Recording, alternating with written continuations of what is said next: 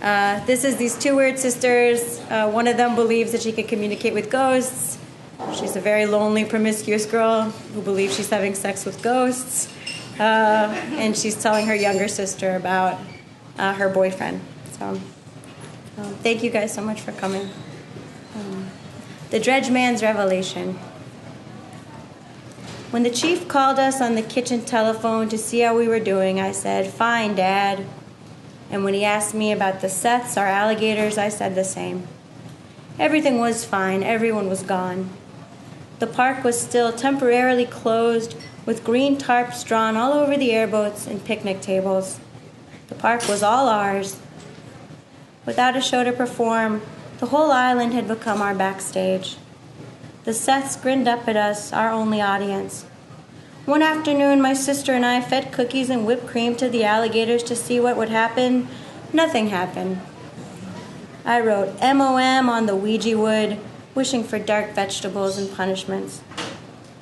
A few times, I walked out to the original gator hole. The baby alligator rode in my coveralls with her fingerling jaws taped up, a little coal in my pocket. My face in the water looked ugly, I thought, bulbous and freckled like some red-spotted frog. Even the gator hole was derelict that summer. Algae covered its surface. No mama gator and no hatchlings. Unmenaced, all the fish inside the hole had grown huge and lippy. The bass turned in a thick circle, a clock of gloating life. "You guys think you're safe? The buzzards are going to come and eat you next, you stupid fish." This time when I ate the sawgrass buds, I got a bad stomachache. My sister was barely talking to me. I trod after her toward the last ditch until she turned and shouted at me to leave her alone. Once she sprayed insect repellent at me. "Ava, please, quit spying on me. He won't come if you're here." "I can't visit the ditch. It's a free country. Slow down," I called, but I'd stop at the end of the boardwalk, frozen in place. "Just tell me, Aussie, who are you gonna see?" One night I finally made her crazy enough to turn and face me. It was twilight and we were halfway down the shadowy path behind the gator pit, my flashlight beam chasing hers along the sticks and rocks. "I'm going to see Louis Thanksgiving, Ava. His ghost, my boyfriend, that's who. One of the crew of a dredgeman who never made it to the Gulf." "Yeah, right." The lamps glowed. "Your boyfriend."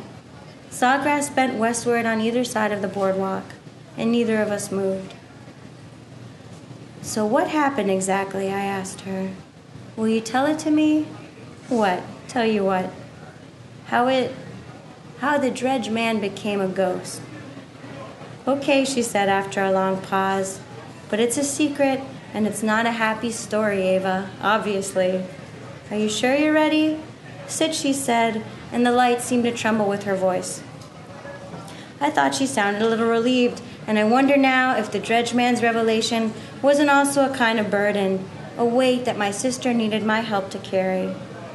His death story seemed very heavy to me, in whatever unit death stories get measured. The dredge man had a name, Louis Thanksgiving Auchenbliss, but on the dredge barge he preferred to think of himself as a profession.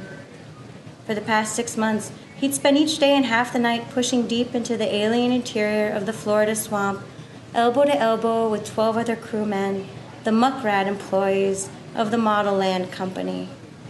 They were the human engine of a floating dredge, a 40-foot barge accompanied by 2 auxiliary boats, the cook shack and for sleeping, the houseboat.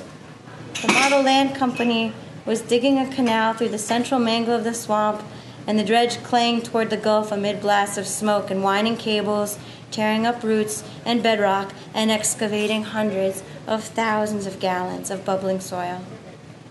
In sunlight and in moonlight, everybody on the barge had to work under billowing capes of mosquito netting, and the weave of that finely stitched protection was what the word dredge man felt like to Louis, like soft armor, a flexible screen. As a dredge man, Louis was the same as anybody on deck.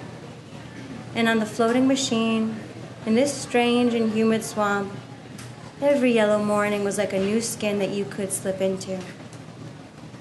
At 17, Louis was the youngest member of the crew. It was the height of the Depression, and sometimes the men turned to the past for distraction, talking about the girlfriends they'd left mooning after them in red diner booths in Decatur, or their high school teachers, somebody's family store in Rascal Mountain, Georgia, or their army stints, the dogs and the children that they'd left on terra firma, the debts they'd gleefully abandoned. Inside the suck of these guys' nostalgia, Louis became almost unbearably nervous. "What about you, Lou?" somebody eventually asked. "How did you get washed down here?" "Oh, not much to tell," he mumbled. "Very little of his childhood before the dredge felt real anymore." In fact, the vast and empty floodplain that spread for miles in every direction around the dredge's gunnels seemed to mock the notion that a childhood had ever happened.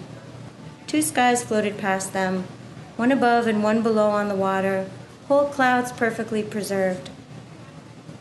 "One thing about me, though," Louis said, coughing, trying like the other guys to make his past into good theater. "One sort of interesting thing, I guess, is that I was born dead." "Well, goddammit, Louis, you don't need to brag about it."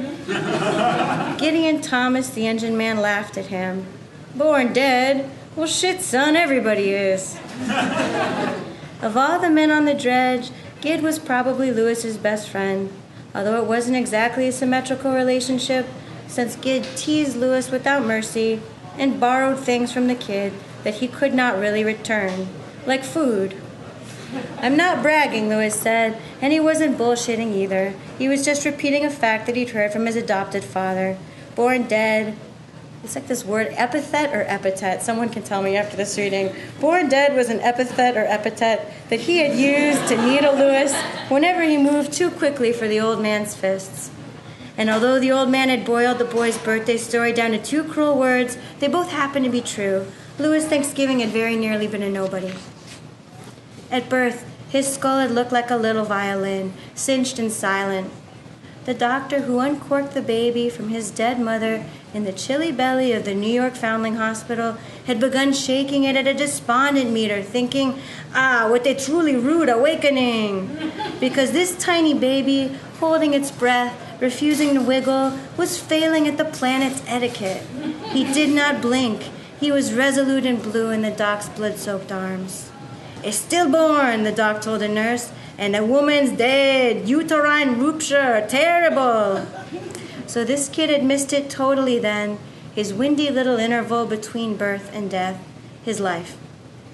And the unwed mother, lying naked on a table in the Foundling Hospital, was now nobody's mother or daughter.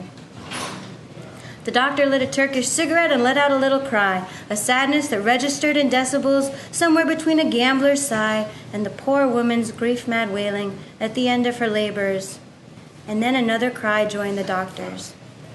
The stillborn's blue face opened like a flower, and he started crying even harder, unequivocally alive now, unabashedly breathing, making good progress towards becoming Louis.